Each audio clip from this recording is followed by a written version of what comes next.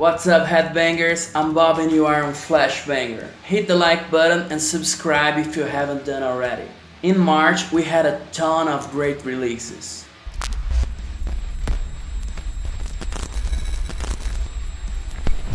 Swedish traditional heavy metal band Ambush released their third album, Infidel, with striking riffs and choruses, beautiful guitars, and the best vocals in the new wave of traditional heavy metal. Yes, Oscar, I'm talking to you. Infidel is, until now, the best traditional heavy metal album of the year.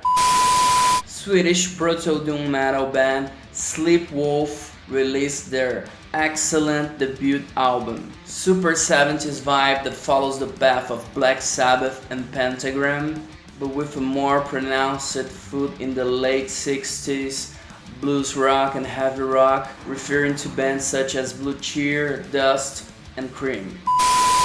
Japanese speed metal band Outrage released their 14th album, Run Riot. 10 very fast and sharp metal tracks with good guitar and drum lines, excellent solos, and catchy choruses. Swiss industrial black metal band Born released their new album, Why. Barney creates beautiful atmospheres with synthesizers, added to excellent guitar lines and extremely dynamic drums. The lyrics, in English or in French, are philosophical reflections on death and creation. American death metal band Disembowel released their debut album, Echoes of Terror, with a very heavy old school death metal.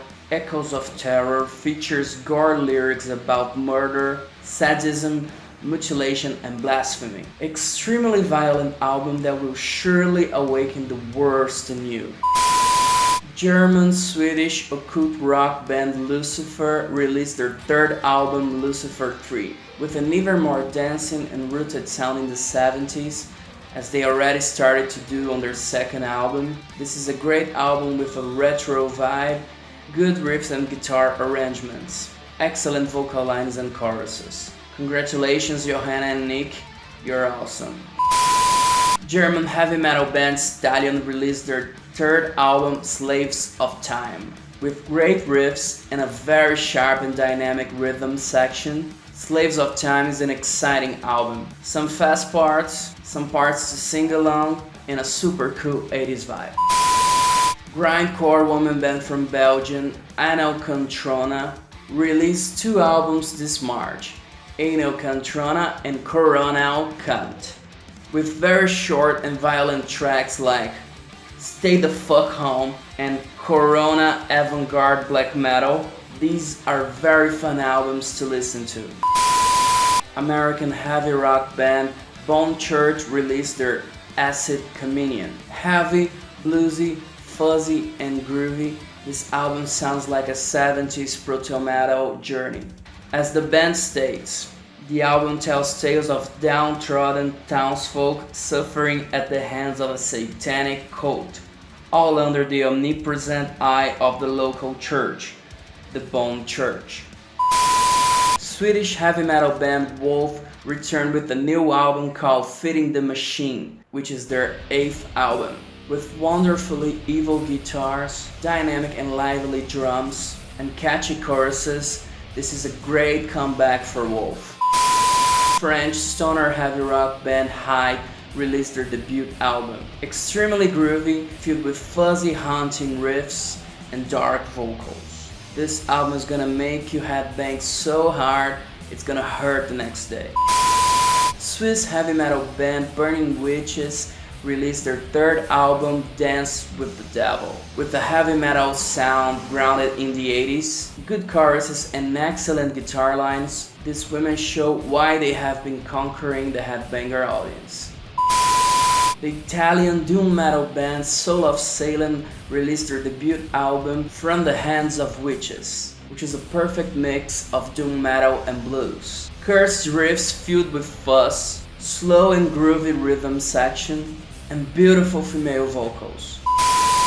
American thrash metal band Honey released their album Nightmare Come to Life. Thrash punk banger filled with excellent riffs and high-pitched vocals. thrash metal that follows the path of DRI, nuclear assault, and municipal waste. Crossover thrash metal band from Brazil, Escrota, released their first album, Cenas Brutais. Violent, feminist, and anti-fascist thrash with intelligent and necessary criticism. Most tracks are in Portuguese, but there's a track called Refugees, which is in English. Death thrash metal band from Netherlands, Grindpad, released their first album, Violence. As the name of the album and the cover announce, it is an extremely violent thrash with high doses of death metal. Finnish sludge metal band Demonic Death Judge released their album The Trial. A great sludgy heavy album with crushing riffs and drums, lots of groove and a high dose of blues influence. The Swedish godfathers of epic doom metal Candlemass released a new EP called The Pendulum. Great riffs as usual, excellent vocals by Johan, and some very good acoustic instrumental tracks. The first two tracks of the album remind me of Symptom of the Universe and Electric Funeral, respectively, but with a more epic vibe, of course. Post-rock funeral doom from UK Phalloc released their EP Diabolus. Slow atmospheric vibe, dissonant riffs, and dirty vocals. This EP sounds evil and comforting at the same time, like a nap in hell.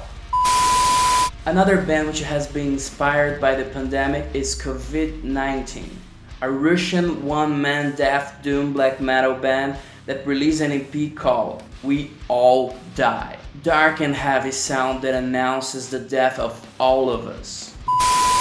German traditional heavy metal band Martyr released their first two EPs, Highway Warriors and Fists of Iron. Super old school and 80s vibe, beautiful guitars and tones, high-pitched vocals in the right measure, heavy metal to sing along with your fist up. Portuguese black thrash metal band Vectis released their first EP, No Mercy for the Weak. High-speed black thrash with good riffs, melodic guitars and lyrics about blasphemy, violence and invocation. Austrian heavy metal band Venator released their first EP, Paradiser. Heavy metal with a vibe so 80s that it's hard to believe this is a new thing. These guitar riffs and tones are so good. On top of that, the vocal lines and choruses are amazing. I find myself singing all of the tracks of this EP. The split of the Japanese one-man bands Ebola and No Point in Living is a gem for the depressive suicidal black metal genre. The split's name is Regions of Depression. On Ebola's side, there's a strong flirtation with traditional Japanese music, a very interesting mix and masterfully done by this one-man band. On No Point in Living's side, there are some more complex and longer tracks with time breaks and changes in atmosphere. And these were March metal and rock releases. What is missing? Comment below. Follow Flashbanger on social media, share this video with your friends and enemies, wash your hands, and see you next month if you're still alive.